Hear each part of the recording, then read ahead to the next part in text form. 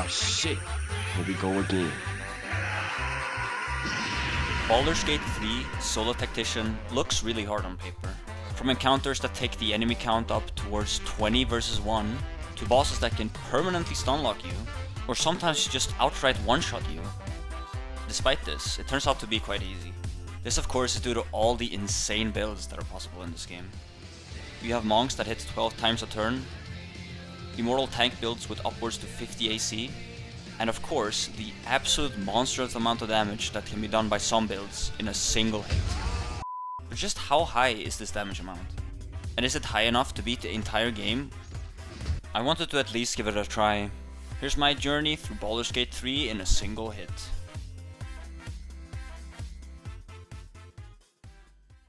I decided to go with Sorcerer, as that gives us access to Chromatic Orb right from the start. A spell that if cast in its Thunder state has a huge 3 to 24 damage range. I went for 17 Charisma and 15 Constitution, which might seem a bit awkward, but we're going to bump them up to 18 and 16 respectively with our first feat. The rest I just put into Wisdom, but anything goes. We wake up, meet up with Lae'zel, and after kindly gifting us all her items, she decides to just take the short way out. The first encounter goes about as smooth as expected. We free Shadowheart, and she decides to join Lae'zel. Without any allies, we move on to the Helm, shoot some enemies, and activate the transponder. We wake up on a beach and find some blue orbs just laying there. People really need to stop littering. Some more intellect devourers block our path, but thankfully there's this convenient patch of fire right next to them. If they were to just randomly decide to walk into it a bunch of times, it technically wouldn't be me hitting them, they would just be killing themselves. We sneak up on an unsuspecting thief and kill a dying Mind Flayer for our very first level up. We are immediately going to multiclass into Cleric for the Tempest Domain subclass, and also make sure that we grab Create Water for later on. Being a Cleric also makes us proficient in wearing heavy armor and lets us carry shields, giving our AC a very needed boost from 10 to 17. Running past some weird purple portal that we definitely don't want to interact with, we come across some bandits. 2 of them are standing right underneath a giant foundation block. This lets us take them out with a brutal amount of damage without actually starting a fight. We push the mage down a hole. Now it's just us against the archer, and after what is a way above average amount of resets, we manage to take him out. Making our way to the grove, we find some goblins attacking. Since we can't really avoid having these allies, after eliminating the 2 closest goblins to us, all we have to do is sit back and provide some defense for them as they slaughter all of the goblins for us. Although it does get considerably closer than expected at the end. Before progressing any further, I make sure to sell all my trash and pick up the Rain Dancer staff. It will let us use a level 1 version of Create Water every single short rest, basically saving us 3 level 1 spell slots. We make our way into the Tiefling hideout and speak to Mole, who wants our help stealing the druid's sacred idol. By clicking steal on the idol and teleporting to camp as soon as the idol leaves the pedestal, the druids won't have enough time to react and therefore does not have time to get mad. So we can just leave camp and walk away with the idol as if nothing happened. We return the idol to Mole, and she gives us an extremely powerful ring called the Ring of Protection. Next up is the Blighted Village. We crit this sleeping bugbear, who gives us just enough XP to level up again. Here we get access to our Channel Divinity, which is Destructive Wrath. It can be used once every short rest, and lets us max out the damage of any one attack that deals either thunder or lightning damage. We get to try it out right away on this unsuspecting pair of goblins, and use Chromatic Orb to take out the rest.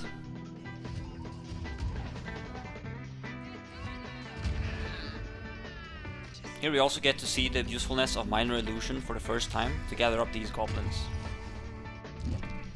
Although considering their reaction, I think they might be onto us. Scaring off a pack of goblins, we enter this windmill and find the Speedy Light Feet. A pair of boots that gives us easy access to lightning charges at all times. A very nice source of extra damage if we ever lack just a little bit. We kill a couple more goblins along the way, before reaching the goblin camp. Now is probably a good time to talk about Thunderwave, the undisputed MVP spell of this entire run. By far the easiest way to kill someone in one hit is by simply shoving them off a cliff. Thunderwave, contrary to the normal shove ability, lets us hit multiple targets at once, allowing us to sometimes close out fights with very high HP enemies that we normally wouldn't be able to touch at this stage of the game. Like for instance, the goblin bosses. We ignore Gut and Ragslin for now and head on over to Minthara. One of our henchmen is standing right next to this ledge. By pushing him down in view of this scrying eye, we start the combat encounter very far away from her. And after a lucky save on a hold person, she positions herself right over this rickety wooden bridge.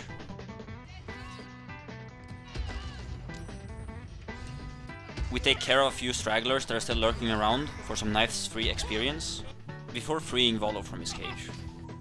As thanks, he gives us a nice long brain massage session, and a very special new eye that gives us a permanent see invisible in a 9-meter radius around us.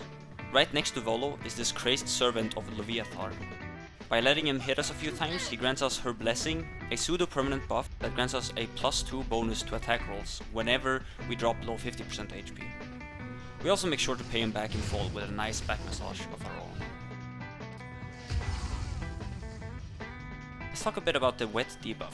Whenever an enemy becomes wet, they become weak to lightning and cold damage. While an enemy is weak to an element, they receive double damage from all sources of that type. Combining this with our channel divinity allows us to always hit a target for double the max damage of any spell we have that deals lightning damage. Right now that would be a level 2 chromatic orb for a grand total of 48 damage. Killing some more goblins, we move on to Priestess Gut. We tell her that we need her help and follow her to a secluded room away from everyone else. Minor illusion comes in handy once again, and a simple push does the trick. After some more extremely satisfying goblin murdering, we get our 4th level. It's now time to go back into Sorcerer and pick up the Meta Magic Twin spell. It lets us twin a single targeted spell on another nearby target, which doesn't help our overall one-shot potential, but is still very helpful in clearing out multiple strong foes. Only Ragslin left now. It just so happens that his throne is located right next to this chasm, and he goes down just like the other two did. However, the fight with his goons is not going to be as easy. First attempt goes great as we get hold person and then immediately crit to death. Second time around, I managed to save the hold person, barely allowing me to live the turn. Thunderwave, still carrying me, allows me to unalive 2 other goblins, and Chromatic Orb takes care of the rest. We sneak past this ogre, solve a really simple puzzle, and unlock the way down into the Underdark. Beelining over to this spot, we find Falar Aluv, an extremely useful sword with the ability Shriek. It makes any enemies in a small radius around us take 1 to 4 additional thunder damage from all sources. Spider Mama is next on the chopping block, and a quick thunder wave into this hole does her in. The enemy's HP totals is really going to start skyrocketing from here on out, so a certain illithid power is crucial in making this run at all possible. Seeing as we pushed all 3 goblin bosses off cliffs, their parasites are no longer obtainable, which only leaves one right here in the Druid Enclave, and another one over at a easy fight. Pushing some horrors off a cliff and nuking a mushroom area, we make it to the Arcane Tower. After activating the elevator, we find Bernard, a not so friendly guardian. This tower is very tall, and by luring Bernard over to the edge, we can push him off, and he doesn't die. Because of this, they all get a free wail on me, but thanks to this blur scroll, it all misses. Down goes the robot, and his friends are soon to follow. We kill some hyenas and their highly disfigured cousins, before coming across a burning building. By saving this lady, she gives us a Spell Sparkler, a very useful staff that gives us 2 lightning charges each time we deal damage with a spell or cantrip. We find some paladins that tell us they will reward us handsomely if we kill a certain devil for them. Of course, we instead just tell her to chill at camp, and upon returning, I get reminded why I should be playing paladin instead. So instead of speaking to them directly, I sneak up on this trader from behind and one-shot her from sneak. this doesn't trigger the others, allowing me to also eliminate his second ally before the fighting even starts. Anders is still gonna be a problem though. With his 57 HP, he's slightly too tanky for our normal 48 damage burst, meaning that relying on the extra 8 damage from lightning charges will be mandatory. I flee and return to approach him normally. By some miracle he misses 3 smites in a row, but me being the greedy little shit that I am, try to push my luck even further and get humbled real quick. Second time around goes better, and it's time for the classic dash around and do nothing for 4 rounds. Apparently I just don't learn and almost died to a smite anyway because I forget to use shield once again. I go in for the kill and it turns out that I just didn't need to get lightning charges at all since I just crit him anyways. Now it's time to deal with Flint and get the last parasite specimen that we need. This fight is extremely rough normally. As to be expected, the 2 allies that we have basically die on the second turn, but they give us enough time to at least wet the enemies. This is a huge deal, as we can take out 2 of the gnolls per turn, and they still have to traverse a very big distance to actually get to us. This really means that the fight starts as a 3v1, not that bad at all. Flint has 110 HP, meaning that there's no feasible way for me to actually take him out without getting a crit. Luckily though, we have a few hold person scrolls at our disposal. We dodge some attacks from the final Gnoll Hunter and take him out with a chromatic orb. Flint has such a high HP pool though that not even a crit will suffice in killing him. So yet again we have to dash for lightning charges before we can take him out for good. On Flint's corpse we find the parasite, finally unlocking Lock of the Far Realms. Once per long rest, it allows us to change any successful attack roll that we make into a critical hit. This, in combination with the Duet debuff and Destructive Wrath, allows us to not only hit for double the maximum damage of any lightning spell we have, but now 4 times the damage. I tried it out on this unsuspecting gang member and she gives us just enough XP to level up yet again. We don't really get anything too special from this level up, but it does give us access to level 3 spell slots, now allowing us to cast Lightning Bolt at level 3, pushing our maximum damage up from 96 to 128. We come across this giant monstrosity called Bullet. With his 162 HP, he is out of reach for us even with our newly acquired Luck of the Far Realms. But he just so happens to be nice enough to position himself right next to a cliff, and I'm sure by now you know what that means. We approach the Dwergard that are guarding the boat to the Grimforge, and immediately die before even getting our first turn. For some reason I decide that the best course of action is to leave our high ground and just run straight into all of the undeads. After somehow dodging almost every single undead blow, I get to find out that this fight isn't going to be as straightforward as I thought it was going to be. All of the reanimated corpses has something called Undead Fortitude. This lets them resurrect themselves the first time they die, so I had to rethink what I was going to do, and yet again the answer comes back to pushing them off ledges. But the final Dwergar aren't going to let me off easy. They start off by one-shotting me not once, but twice. But 3rd time's the charm, and I get to take one of them out with a Call Lightning. Coles decides to position himself right next to a ledge, and the final one goes down to yet another Call Lightning. We take the boat over to the Grimforge and meet some Dwergar on the way there. They make a valiant effort to kill me during the first turn.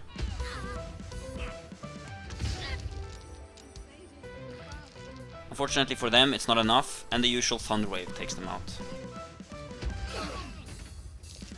We arrive at the Grimforge, and after routinely pushing off a few Dwergar from cliffs, we pick up the heavy Splint Mold. We sneak past the ambushing Mephids and take out a surprisingly durable Mithril Vein with a Smoke Bomb. Before leaving, I drink a fire resistance potion and decide to confront the Mephids anyway.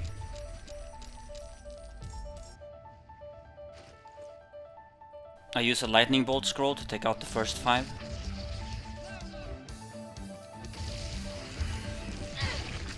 And the remaining 3 go down to a Thunder Wave. I approach this Lava Elemental, who despite standing in literal lava can still get wet, and he goes down to our 128 damage crit. Now it's time to deal with Grim, and I'm sure most of you already know about the Owlbear Slam Dunk. But to even get access to the Owlbear form we need level 6, And right now we're only halfway through level 5. So we leave Grim on the back burner for now. I go back and deal with Glut, whose HP total, sadly for him, is just below our max damage burst. We push some ogres off a cliff.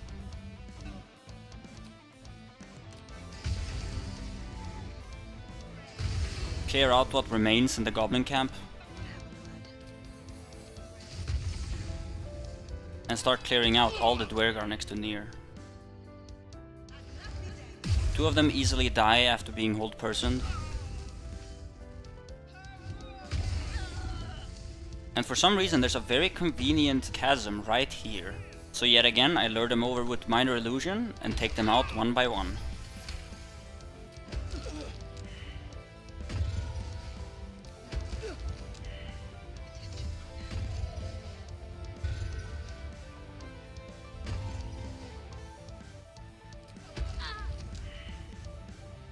We clear the rubble for Nier, who we then wet, kite a bit, and then one-shot, seeing as his HP total is also below 128. Another parasite collected. The gnomes thank us by doing whatever this is. Ungrateful, don't mistake me, but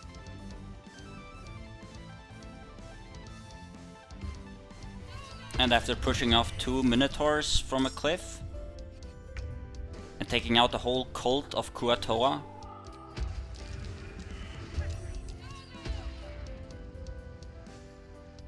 we finally reach level 6 and get access to the owlbear form. Now it's time to go back and deal with Grim. It's important to remember to drink an elixir of the Colossus before starting the fight, as this will maximize how much our owlbear weighs. We pull the lever and out comes Grim. I start off by going a bit too close and get absolutely destroyed. Second time around I make sure to at least somewhat keep my distance and use Misty Step to leave the arena. Transform into an owlbear.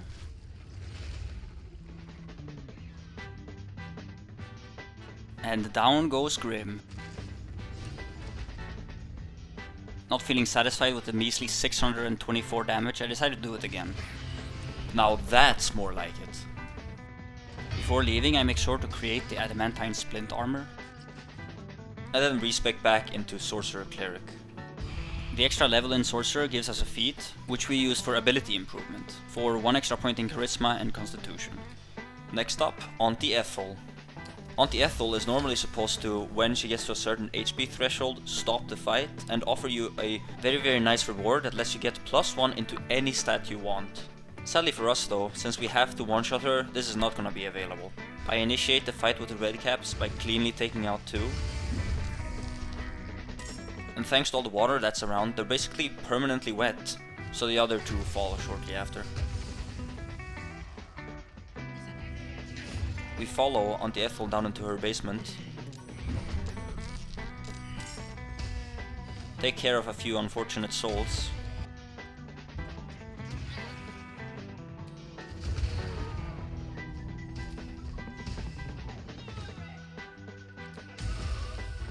and approach her for the final fight. I make sure that I activate Falar Aluv's Shriek before approaching her though. As per usual, she multiplies, but Shield being the absolute powerhouse it is, makes every single clone miss. I drink a haste potion, put out the fire on Mayrina's cage, and after saving a few hold persons, and tanking through a couple opportunity attacks, we reach the real Auntie Ethel. I get hold personed a few times, forcing a couple reloads. We need to do 145 damage in order to kill Auntie Ethel. Our Chromatic Orb deals 128 damage all by itself, so all we have to do is add 17 more.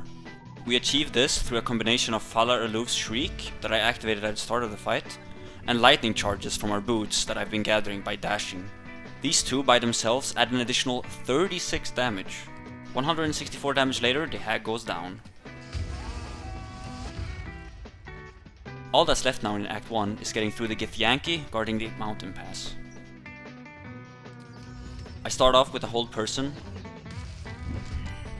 We dodge a few arrows, and one of the Githyanki wastes her action surge on dashing, and then pieces out. This gives me the opportunity to wet and take out the two weaker ones. Making my way down to the other two, the Invis Githyanki misses 3 attacks in a row, and we get to wet them and take them both out with 130 damage crit. Before continuing on towards the crash in Act 2, we still have a few things to take care of that I missed in Act 1, starting off with the Adamantine Shield. As a lot of you pointed out, I forgot that there are 2 Mithril ores available. And since I'm only using one character, I might as well craft the shield using the second one. Even though it doesn't give us any extra AC boost, it's still a really nice upgrade compared to the other garbage one we were using. Another extremely important thing that was pointed out to me is that I've been using the wrong damage spell this entire time. Turns out that there's a way better spell that can be used other than Chromatic Orb, Witch Bolt. Just like this nice gentleman pointed out, Chromatic Orb starts out better at level 1 and 2, but since Witch Bolt's initial cast gets a 1d12 bonus, instead of Chromatic Orb's measly 1d8 per upcast, it quickly becomes better. Already at level 3 it does 36 damage, meaning that our base max damage just shot up from 128 to 144. The only negative part with Witch Bolt is that it uses concentration, but seeing as the only real concentration that comes to mind is haste and possibly hold person, it's not that big of a deal at all. Lastly, I also go back and talk to this couple standing over their dead friend, really close to the grove, for another parasite. This means that I could in fact just have gotten Luck of the Far Realms way earlier than Flynn, as many of you pointed out. In any case, this gives us Psionic Overload for a free 1d4 psychic damage to all our attacks. Thank you to everyone who commented, I read them all and they really do help. Also, I just gotta throw this out there because I found it really funny. According to YouTube, 100% of the people watching are not subscribed. I'm not sure how this adds up to 100, but if you're enjoying this content and want to be, according to YouTube at least, the literal first person to subscribe to the channel, feel free to do so. We speak to this lady who tells us she wants a gift egg. Me not having any interest in human trafficking though, I politely decline her offer. 2 Death Shepherds await us at the top of this cliff. Death Shepherds always start with 20 temporary hit points that make them resistant to all damage. Apart from that, they also have 50 base HP, making it really hard to actually kill them. So I decide the best way of dealing with them is the tried and true Thunderwave method, and after some fiddling around, I get them to this perfect spot. The monastery comes next, and after dealing with a few very drunk kobolds, we encounter some unstable beasts on the top floor.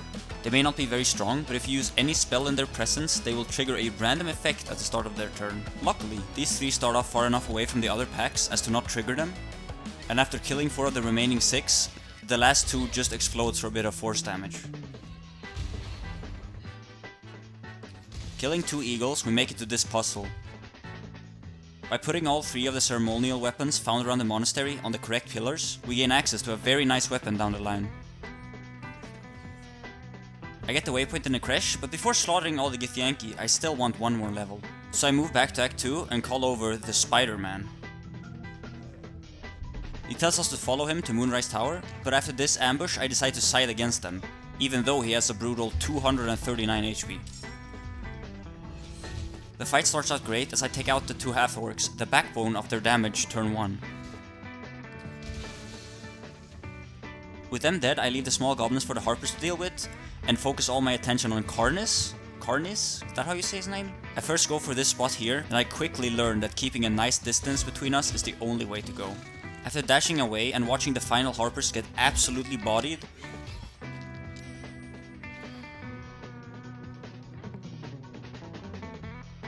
I find a suitable chasm.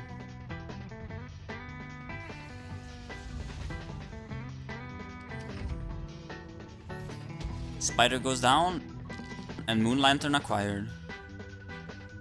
With that, I move on to the Last Light Inn, meet Jaheira, and after some convincing from Mole, we are let in. Quartermaster Tally is the first person to speak to, as he has some truly insanely good items for us to use. Pick up this amulet with shield, the Cloak of Protection for another free Ring of Protection, and the Shield of Devotion, which not only gives us 10 more base HP thanks to aid, but also has another level 1 spell slot. Tabin is also here, and he sells the Darkfire Shortbow, an absolutely insane bow that not only gives us resistance to both fire and cold damage, but also gives us a free use of haste once every long rest. Madis also makes a return, and she sells us the Evasive Shoots for +1 bonus AC. Not a bad option at all. I released the fairy, who gives us the Pixie's Blessing. This lets us traverse Act 2 even where the shadows are at their strongest. It also gives me enough XP for level 7, and with it level 5 Sorcerer for access to level 4 spell slots. Here we also get access to our first and basically only AoE lightning spell, Lightning Bolt. Next, it's time to approach Isabel and get ambushed by Marcus. First attempt does not start off very well. After getting pummeled, Isabel decides that walking into 2 opportunity attacks and getting paralyzed is worth her turn, and she gets beat to death shortly after. Second time around, she does this. Third time's the charm though. I roll high initiative, which lets me kill Marcus right away. And for some reason the horrors just stop right in their tracks and decide to spare Isabel. The turn comes back to me, and Lightning Bolt finishes them off, before the Heartbursts deal with the rest. I get blown up by some shadow creatures, before extinguishing these torches, spawning in a few Shadow Mastiffs. What's special about these is that they all go invisible after attacking each round. But thanks to Volo's Eye and use of the fact that you cannot actually walk where another enemy already is, I'm able to find all 4 and take them out. I also find this very weird bug that only seems to occur when you have nothing but level 2 spell slots remaining and try to make them into sorcery points. We save Roland from a few shadows and head over to the Toll House. Here we meet Geringoth Thorm. She will only let us pass if we pay her at least 6,000 gold, so I do just that and get rewarded with the signed trade visa. A very special spell that turns an enemy into gold if they fail to save 3 checks in a row. Either way, we're not leaving just yet, as I do want my gold back. I lure her over to this ledge, and fall damage does a very normal and balanced 600 damage. On her course we find our gold plus a bit extra, and a very important weapon called the Twist of Fortune. This item will be crucial later in Act 3, so just keep it in mind. We go to Moonrise, get introduced to Ketheric for the first time, before proceeding to the docks located right next to the towers, where a giant crate of parasites is located. These parasites grants us access to Call the Weak, a very useful tool in getting in that last bit of damage on certain enemies. Now it's time to return and get the Blast Pendant Amulet, located all the way back next to this Spectator in Act 1. The Blast Pendant grants us access to the Lightning Blast skill, which gives us a buff for 2 turns that makes our next cantrip or lightning spell do extra lightning damage equal to the amount of lightning charges we currently have, this being a maximum of 7. Currently, we do have issues generating lightning charges though, and our only real way without dashing for 3 turns straight is the Water Sparklers found right next to Minthara back in the Goblin Camp. Anyhow, to even get access to it, we need to deal with the Spectator and his drow. There's no way to not get surprised going into this battle, so I just have to wait and hope that the Spectator doesn't either fear or paralyze me. First Fear Ray gets saved, and the drow is nice enough to put darkness over me, making it so the Spectator can't even attempt to attack me.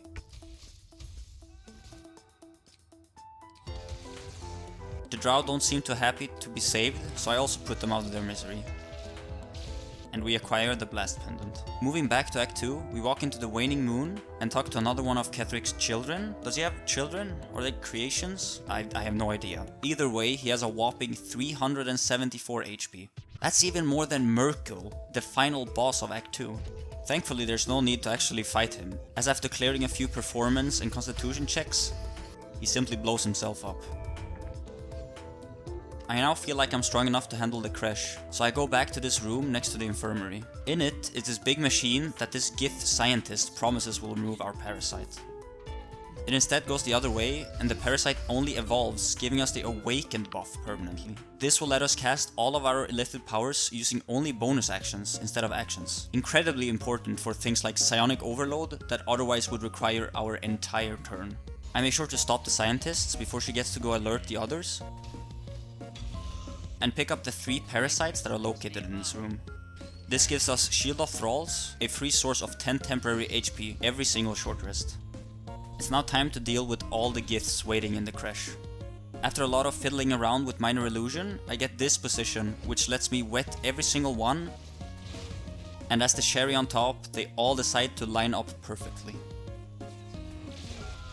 I do the same in the classroom, the corridor, the entrance, the hatchery, and the merchant area. But not before stealing the 3000 gold the trader is carrying. The captain quarters is next. The easier enemies all fall to lightning bolt.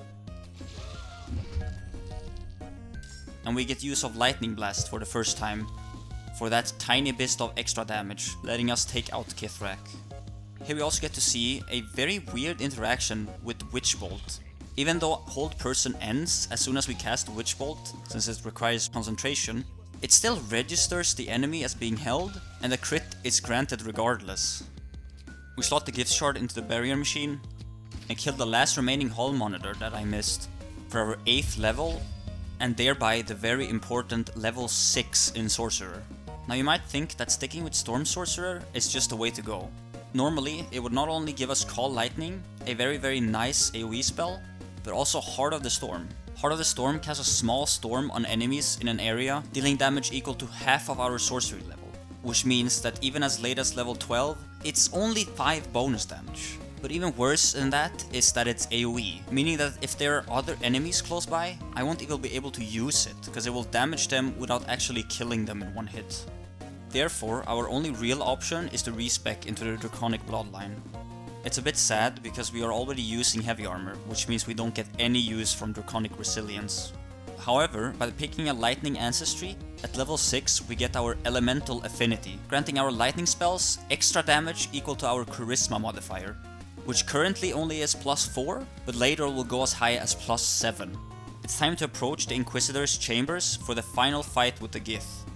We start off by getting Mind Steal linked, a very unpleasant condition that makes us weak to all psychic damage. Thankfully, there is only one Gith ahead of us, but his Psychic Rend still does a whopping 32 damage to us.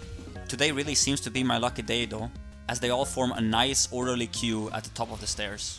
I get to eliminate the Mind Link man with a clean 200 damage crit, and Shield nullifies most of the damage I would have taken. The remaining 3 at the top of the stairs decide to line up again, and I AoE them all down.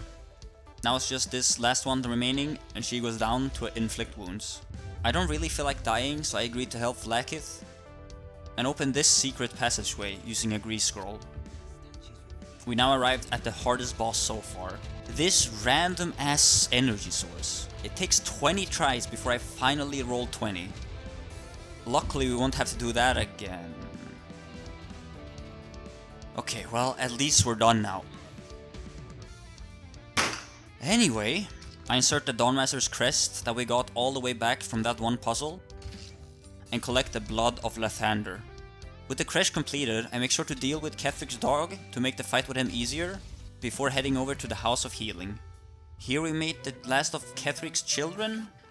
I still don't know what they are. If anyone knows, then please do enlighten me. Malus Thorm, just like his long-lost alcoholic brother, has an insane 358 HP.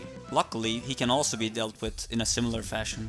By telling him about Shar's teachings, we can persuade him that the only way to continue is by having him volunteer to be tested on by the sisters. And they do just that. I make sure to deal with the sisters before leaving, and pick up the battered loot for future use. Now it's time for the last Gith encounter in this playthrough. You can't actually see the Gith before triggering the encounter at least once, so I walk up before immediately running away. I return and cast invisibility on myself to lure the Gith together with minor illusion, as invisibility isn't broken by it for some reason, despite it being a spell. Since these Gith have a lot of HP, I make sure to both use Lightning Blast and Shriek before blasting them.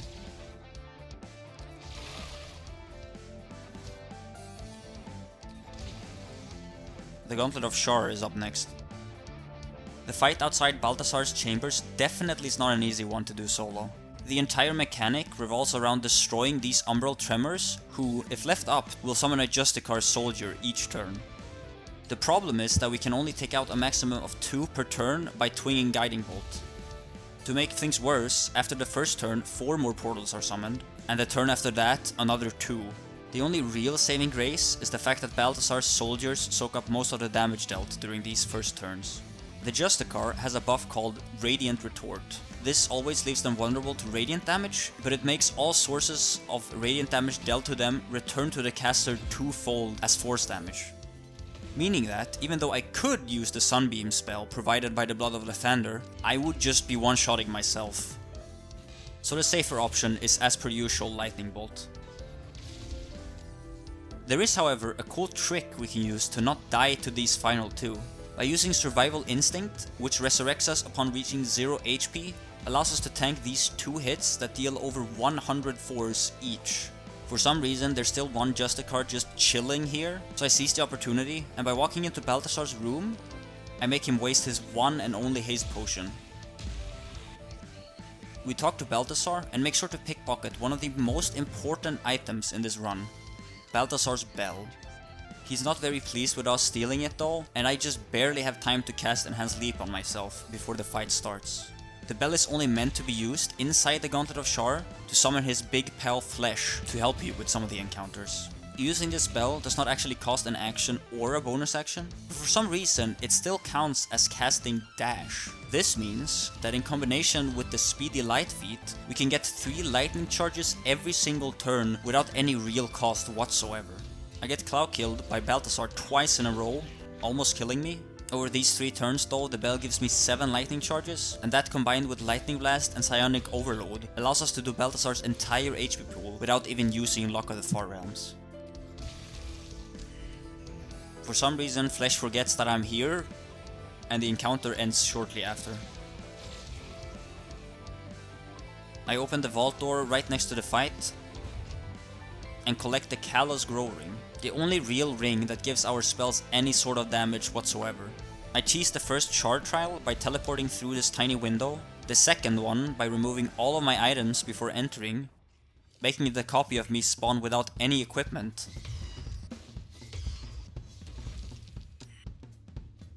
And the third one just by walking over here and grabbing the gem. The bait Displacer Beast comes next. Instead of following him the way he wants us to into an ambush, I jump over this gap and ambush the Meragons myself instead. Jurgir can't actually get surprised, so he starts off by throwing some bombs next to my feet. Turns out they're fairly harmless though, as you can just move them away yourself. I eliminate all the Meragons,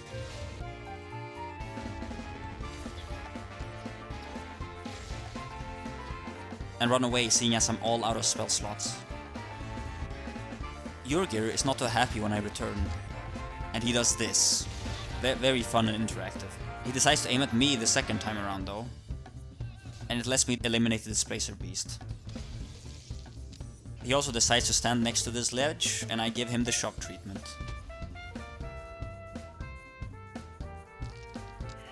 With the Gauntlet of Shar finished, I win a hide and seek game against a child, which lets me tell Halsin about the Flaming Fist at the Last Light Inn. He tells me to meet him there, and by playing the lute we got from Malice Thorm, he awakes.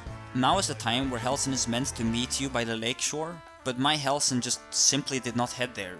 He just stood around here in this opening, and I couldn't even interact with him. After scouring around for a bit, I find that this can be solved by murdering Art and talking to him using Speak Dead. So I use Fog Cloud to not get spotted, but this guard spots me regardless and chases me for 1 whole minute. After that, I manage to get away and return to talk with him. He talks about Lavender, and this lets me trigger Halsin's dialogue yet again, and this time, thankfully, he actually goes to the lakeshore. The whole goal of this fight is to simply protect the portal until Halsin returns 5 turns later. This is one of the few fights where Wall of Stone actually is really good. The wall will block any melee attackers trying to get to the portal, meaning that I only have to focus my attention on the ranged ones. By standing in this exact spot, we are able to not only take out the 2 closest archers, but also the ones waiting behind in the bushes. More enemies appear, and I do my best to clear them off. The wall shows its worth by blocking all these crows, and after waiting out a turn and pushing a few into the water, the fight ends just in time for this gift to break through the wall. Here we get another level up, which gives us access to level 5 spell slots, and thereby 240 base damage. It's now time to tackle Moonrise. We free the deep nodes, But when going for the tieflings, they decide that running away into the corridor is a better idea than just running back towards the boat. Here we also meet the first adept, who with their death ward lets them resurrect to 1 HP the first time they are killed.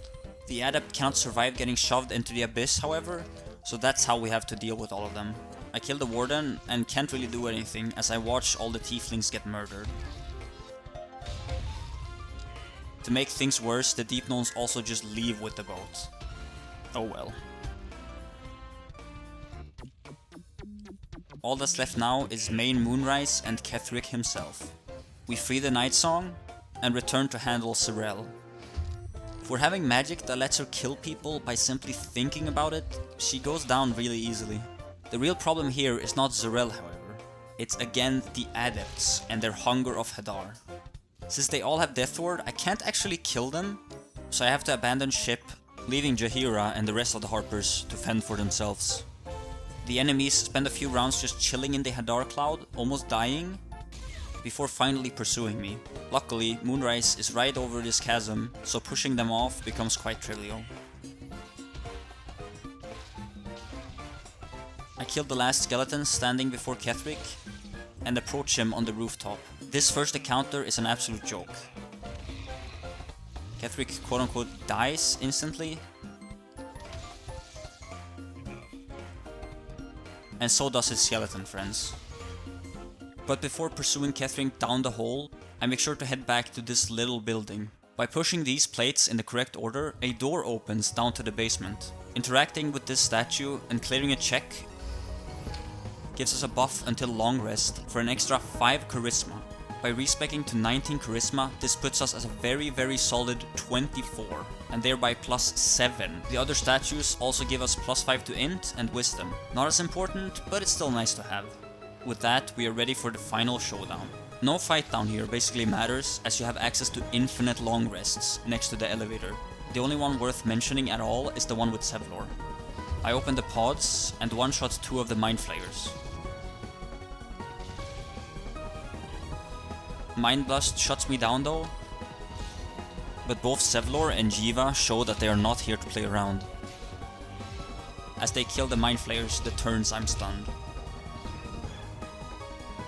I solve this puzzle and get the Waking Mind, which I bring to this device. Interacting with the head, we get an option to purge the mind, and doing so grants us yet another permanent buff, which gives us advantage on int saving throws. I also pick up the Resonance Stone right next to it for the Stepped in Bliss effect, making everyone in an area around me, including myself, weak to psychic damage. I make sure to drink a Hill Giant Strength Elixir before approaching the final fight. These 3 idiots does some Power Rangers bullshit, and I cast Enhanced Leap before approaching Ketheric. This, combined with the Strength Potion, lets me clear the entire distance to Night Song and free her turn 1. Still, she is of little use, as Ketheric kills her in a single turn. I walk up to attempt to trigger phase 2, but forget to put light on myself before the fight, meaning that I lose all the damage from Callous Glow, so I have to waste a turn lighting myself up. Night Song wakes up again just in time to tank the smite for me. A shield and some misses later, Ketheric dies for the 3rd time, and Merkel shows up in his place. 326 damage is what we need to do. To squeeze out as much damage as possible, I made sure to shriek before killing Ketheric. Timing here is going to be really important. I reapply Wet to Merkel, use the bell for some lightning charges, and activate Lightning Blast as the buff lasts for 2 turns. I can't use my shield to block any attacks as I need a reaction for Luck of the Far Realms. It turns out fine as Merkel squanders his one and only chance to hurt me. I use the bell to get up to 7 lightning charges and activate Psionic Overload. Now it's time for some fun, simple calculations. With a crit, our Witch Bolt does 256 damage. 120 damage comes from the 5d10 base that gets doubled by the crit, and 8 from our Charisma and Lightning Charge. This hit also procs Psionic Overload and Callous Glow for another 10 damage. The Lightning Blast's base 7 damage also gets amped by our Charisma and Lightning Charge, and then doubled due to the crit for another 30 damage. Of course, this hit also triggers the extra 10 damage. And lastly, Phylar Aluv procs here for another 8 thunder damage with the extra 10 damage, and finally a last 2 damage from our Lightning Charges. Adding all of these numbers up, we get 326 damage exactly.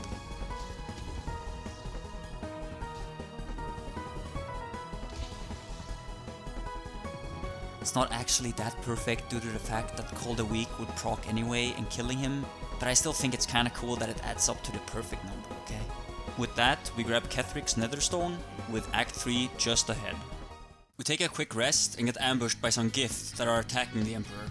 All the Gith here have Evasion, a very annoying skill that always at least halves all damage they take from any spell requiring saves. Therefore, it does not seem worth it to spend all of my spell slots trying to take them out, so I just teleport to the portal and leave. I encounter some Gith fighting these Intellect Devourers, and since they also have Evasion, I figure that there is no more efficient way of taking them out than by pushing them off using Thunderwave. We get level 10 here, and thereby access to another feat. Currently, we will just be putting it into ability improvement for 20 Charisma. I approach the Emperor and start the final showdown with the Gith. This ledge right here is going to be our best friend. One Gith flies off the edge, and his friend is not too happy about it, as she tries to do the same to me. I jump back up and shove down another one, but this time the Gith lady gets her revenge. So I have to reposition slightly and thus manage to just barely land on the edge of this cliff.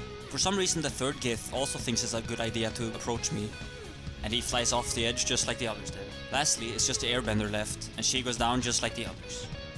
The Emperor regains control of Orpheus before offering me an enhanced parasite. By accepting its influence, we get a nice makeover, but more importantly, immediate access to fly and some other extremely strong illithid powers, such as Black Hole, Free Cast, and Psionic Dominance. With that, we have officially made it to Act 3. Here we get access to some items that will absolutely skyrocket our already insane damage. First stop, the Circus, for the Spell Might Gloves. Normally to get these, you would have to run around across the entirety of Act 3, collecting various pieces of Dribbles the Clown, before this lady gives you them. I cannot be bothered with all that though, so instead I just pickpocket it from her. I walk into the Shares Caress, kill a newly birthed Mind Flayer, before encountering Raphael. He offers us a contract, and every sane person knows that signing everything you get from anyone, especially from a literal devil, is always a great idea. So I do just that, and Raphael gives us the Orphic Hammer. This lady says she can't let me into Worm's Rock. I'm not sure what she means, I can clearly just fly through the bridge. Gortash invites me to the audience chamber, and I promptly ignore him and leave for the lower city. Here we start by going to what I assume to be a church, and enter its basement. Down it, we find the Amulet of the Devout, an amulet that not only makes it easier for us to succeed on all our saving abilities, but also gives us an entire extra channel divinity every single short rest. We will be using this in every fight where we don't specifically need the extra lightning blast damage. I head over to Dammon and buy the Armor of Persistence. It gives a whopping 20 AC and permanent Blade Ward, which means half damage to all physical attacks. As the cherry on top, it also gives resistance for some reason. There's one problem though, we are in dire need of as much money as possible, as you will see soon enough. The armor alone costs over 10,000, so I make sure to steal all the money back. Roland has relocated to the Sorcerer's Sundries, and sells us the Birthright hat that gives us 2 extra charisma. Nothing too exciting, but still the best hat in the game for us. I destroy some rats and encounter some more Gith in the Emperor's old basement. Combat starts with me eliminating the entire left side. This does mean that one Gith does get summoned through this portal before I can eliminate the channeler. Stupidly enough, I allow this whole person to go through, and after failing to save it for 2 turns straight, I get absolutely destroyed. This time I respect it and use my free once per long rest counterspell to stop it. I move down into the sewers and find a disguised Orin pretending to be Halsin. I make sure to make a deal with her that involves murdering Gortash to then later go face her. Draining the merchants dry of all their gold, I find this really strange bug involving free cast. By activating it from the passive menu outside of combat, it lets me create infinite sorcery points, and thereby infinite access to spell slots. It does seem a bit lame though, so I won't be using it, but it's still interesting nonetheless. Heading back to Roland, I walk into this portal and encounter the sorcerer Loroakan. He has been looking for the Night Song for a really long time and intends to imprison her for immortality the same way that Ketheric did. I agree to bring her here just so we can murder him together, and the fight begins. Loroakan is quite scary. He starts the fight with 4 elementals that each grant him invulnerability to their respective element. It also gives him access to a monstrous spell called Element Retort that he can cast once per turn after getting attacked. This means that to at all damage him, we first have to take care of the air elemental. Loroakan fireballs Dame, and I am forced to tank an elemental retort to the face in order to wet everyone. I take out the air elemental, and after counterspelling a fireball, I move over to Loroakan and Roland and take them both out with a lightning bolt. I finish off the robot and push the final elemental out of a window. With Loroakan dead, we are free to explore his tower. By interacting with this button, we get transported down to these 2 domes. And by pulling this lever and passing a Arcana check, we get to take the Marco Heshkir, the best staff in the game bar none. Let's just go over it real quick, shall we? First off, it has +1 level of spell saves and spell attack rolls. The second effect, Arcane Battery, lets us cast any spell at any level without using a spell slot, once per long rest. So basically, we get a free extra level 6 slot. And then to top it all off, we get a spell called Kareshka's Favor. It lets us pick an element. We are of course going to pick lightning. It gives us the corresponding resistance and extra damage to all our spell of that type, equal to our proficiency modifier. Oh yeah, we also get lightning charges after casting spells, and get to cast a level 6 spell called Chain Lightning every single short rest. With that, I head over to the Devil's Fee. We succeed a few Arcana checks on items around the room, and this lets us, when we talk to Helsik, browse her secret items. Here we get the Cloak of the Weave, the best cape for us as it gives us +1 bonus to saves and attack rolls. Since we accepted Raphael's contract, we kinda have to go break it, and the only way to do so is to get into hell. Helsik turns out to be an expert at this, but she wants an insane 20,000 gold to do so. Turns out that we don't need her help after all. All we have to do is steal the pouch she's carrying on her, and walk upstairs. By putting the items in this specific order, we open the portal to hell. Seeing as Raphael does have the most HP out of any enemy in the game though, I probably want to save him for a bit later. So I instead decide that it's vampire slaying time. After killing this skeleton dude, opening a door, and slaughtering a bunch of defenseless animals, we arrive at Cazador's chambers. Even though Cazador is looking to ascend in a few turns, we are in no real rush to actually kill him. He's actually more tanky before ascending anyways, as he gets a bonus 70 temporary hit points. I start off by counterspelling him and focus my attention on the lesser enemies. After getting put to sleep by a skeleton, watching Cazador dash and try to escape his own ritual, and rudely get awakened by some bats, I try killing the magical bone man with chain lightning. Turns out it ricochets to the innocent vampires though, so that's a no-go. I realize that there's a pit just below him though, so I instead just shove him off. I get one shot by Cazador once before saving it the second time. I still need 2 turns of setup though, so the ascension cannot come at a better time. All the ascension really does is make him heal slightly more and be able to walk slightly further. Did this guy really prepare for thousands of years for this? I make sure to finish him off in his coffin and collect Rhapsody from his corpse. It gives us +1 to all our damage and rolls per enemy killed, up to a maximum of 3 every single long rest. It should be noted that I did this playthrough on patch 4, so killing boxes and other miscellaneous stuff for the buff is still possible. With 3 stacks of Scarlet Remittance, we can cast Scarlet Feast for a free guaranteed critical hit on our next attack roll, just like Luck of the Far Realms. To be able to use both the staff and this dagger though, we need to respec into dual wielder, but it's definitely worth losing 2 points in charisma. We also get level 11 here, and thereby finally level 6 spell slots. Our damage with these 2 items and level 6 is quite dumb now, even without any other buffs. I also make sure to pick up Hold Monster during this level. After robbing a few more merchants of their gold and pickpocket back the money we have given Withers, I move over to the House of Grief. In order to get in, we have to pay the receptionist a fee, but we can't just kill her right after paying and take our gold back. This lady tells us that she owns the house or something and asks us to follow her down. I don't really want to fight all of these people, but I do want what is behind this door. So I cast Create Water outside of her dialogue range and use a Witch Bolt to take her out. For some reason, this does not even trigger the other enemies. They are just more confused, wondering why she's dead than anything. I unlock the door and approach the Mirror of Laws. By passing a check Fealty. and giving away 2 points in a stat, we can pick a stat we want to permanently increase by 1 or 2. Of course, we pick Charisma, and luckily enough, it's 2. Now it's time for the second of the Shard Bearers, Gortash. Normally, facing him in this giant audience hall would be a bad idea, but I don't really want to have him go up to all his traps. We can't really approach him from the front, as that would make us have to fight all of the Steel Watchers at once. There is a possibility to sneak up on him though, by taking the back way. I drink an Invis pot and use Perilous Stakes to start the fight. 2 of the Steel Watchers waste their turn before I get to tank some punishment. I should be able to kill Gortash now.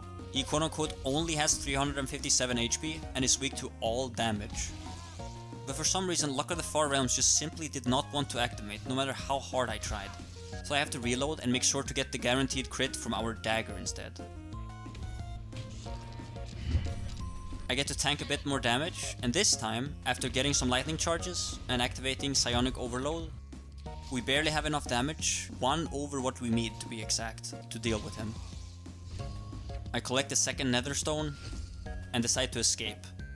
It's just not worth fighting 5 angry robots with 200 HP each. I go free Volo, and after pushing off these 2 Steel Watchers guarding this boat, we find a container containing a whole heap of parasites.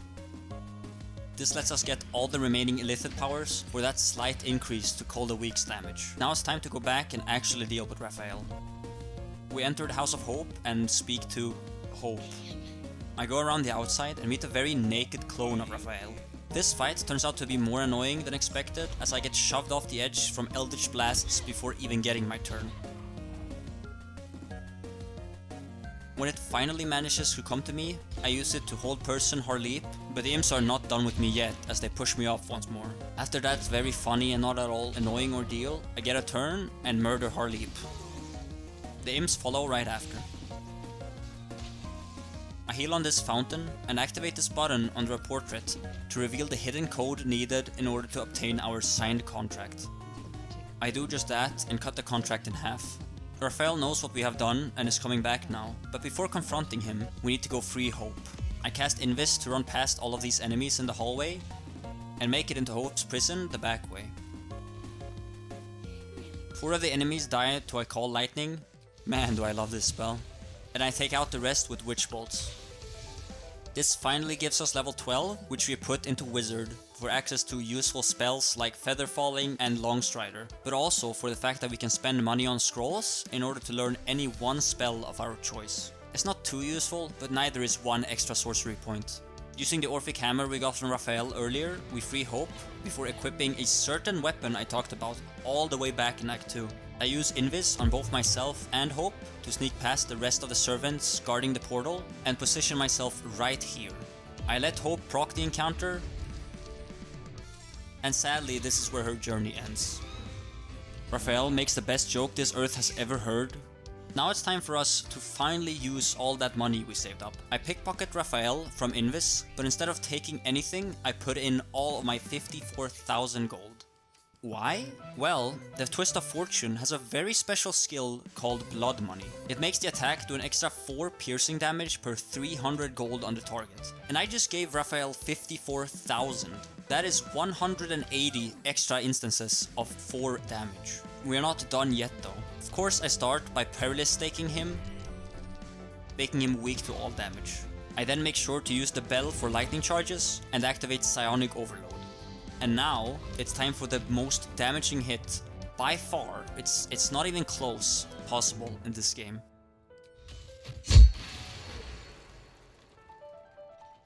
This hit does so much damage that Yurgir, who's just chilling, minding his own business, dies from full health to Cold a Week. If anyone feels like counting how much damage this did, then feel free to. I'm just not gonna do it, that seems like way too much effort. And the funny part is that this is not even the highest possible amount. You could easily get even more gold and use things like Hex for an extra 1d6 on every single one of these instances. But this is already extreme overkill. We are not done yet though, as the rest of Raphael's friends are still quite tanky. I eliminate 2 by hold monstering and lightning bolting them down. Corilla, being the genius that she is, kills herself, and we finish off the remaining 3 with a chain lightning. With that, the highest health enemy in the game has been brought down. But that does not mean that the hardest part is over yet. It is now time to deal with Orin, and to do that we need to get into the murder tribunal, located very inconspicuously in this normal house. Because we have Gortash's hand and Orin told us the code, we are let in. We deal with these very tanky Shakespearean knights outside, then head over to face Saravok. Saravok starts with 3 servants at his side. Whenever one dies, they give him permanent haste, 6 extra AC and lifesteal on all his attacks. But not killing them is not really an option, as they give him haste, Sanctuary and Warding Bond anyways. I counterspell a Command Grovel, upcast a Create Water so their counterspell fails, and kill the servants with a Lightning Bolt. This gives Saravok all his buffs, and he attacks me enough times to trigger his Deathbringer's Legacy. I really don't want to have to tank that, so I leave the fight and use a short rest to get my destructive wraths back. For some reason, even though Saravok is meant to be immune to Hold Person, it still lets me stun him for 1 turn with it, allowing me to get off perilous stakes. I tank the last couple hits, use my final buffs, and bring him down. Saravok has the Amulet of Baal, which will let us pass the door in the sewers. But before doing that, I need to deal with Dolor, who is not very happy I killed him. He is quite annoying, as he just like the Gith has evasion, but sadly for him, he's not immune to Hold Person, so he goes down quite easily. I got a lot of comments wondering how I am managing my spell slots and how I'm able to Luck of the Far Realms and Destructive Wrath so much. To be honest, I just long rest a lot. Money and food are in such an abundance in this game that it's really quite easy to use basically infinite long rests. We move on to the sewers and make it over to the Temple of Baldur. By showing it the Baal amulet and telling it that we killed the murder tribunal, we are let in. Right behind it is an encounter with a cultist that channels a spell which will instantly kill us in 5 turns. So to not instantly die, we have to take him out. The problem is that he has 5 unstoppable charges. This changes any damage dealt to him to 1 at the cost of 1 charge. These also make him unable to be moved by force. Therefore, there is no way for us to actually kill him, so my only option is to just go invis and fly past the fight. We approach Orin, and Halston seems to be doing just fine establishing his dominance. I could probably just kill her from outside of combat here, but that's kinda boring, so I commence the fight and let her transform. This fight seems impossible to one-shot as first. Orin has 12 unstoppable charges that get refreshed every single turn as long as there are cultists performing the ritual. But even if they are all taken out, the 12 charges will still remain. So how can we even do this?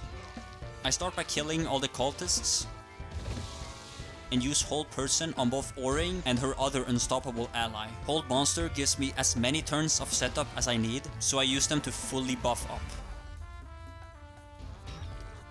Here comes the strange part. For some reason, when I decide to attack Orin, the unstoppable charges just don't do anything, and she dies instantly.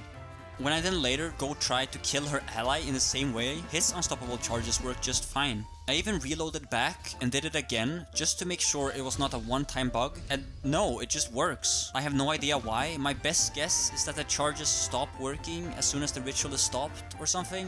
In any case, I loot her weapon and get the final netherstone. We move on to the docks, kill a whole heap of rats, and take the boat over to the Morphic pool. Here we meet some intellect devourers that all nicely group up and die for me. I approach the Netherbrain, fail to dominate it, and get saved by the Emperor. I give him the Netherstones as it will make the final encounter easier, and move on to the final area of the game, the Upper City. I I really need all my spell slots and illithid powers for the final fight, and as it turns out, you can just go invis and fight past all of these encounters without any consequences. I interact with Stalk, and the final battle is upon us. The brain spawns a random aberration of a random class per character you have in your party. We only have one, so only one is spawned. Unluckily for us though, it's a wizard that of course has counterspell. I use a level 1 create water to bait it out, and with the use of quickened magic, hold monster both the wizard and the dragon. Somehow I don't break concentration from these 6 missiles, and the other ones just target the Emperor. While trying to cast a level 1 create water, I get counterspelled by 3 mind flayers simultaneously. They must really not want to get wet. I start channeling Karsus' compulsion with the Emperor, because he most likely won't get stunned since he has such high intelligence. Just that happens as he saves 2 mind blasts and the other ones just magic missile him. Unluckily, I have higher initiative than him, so I can't enter the portal the first turn. Therefore, I have to tank a extract brain and a fireball to the face before I am allowed in. The Netherbrain has 450 HP, since we did not succeed the 99 check earlier. It is also completely immune to perilous stakes. Even if it crit fails the save, it still saves it. Thankfully, water still works though. I forget to move the Emperor, and he plummets to his death. Doesn't really matter, his job is done anyways. So for the final time, I use the bell for lightning charges, lightning blast, and psionic overload, as we finish off the game with an attack that does a total of 454 damage.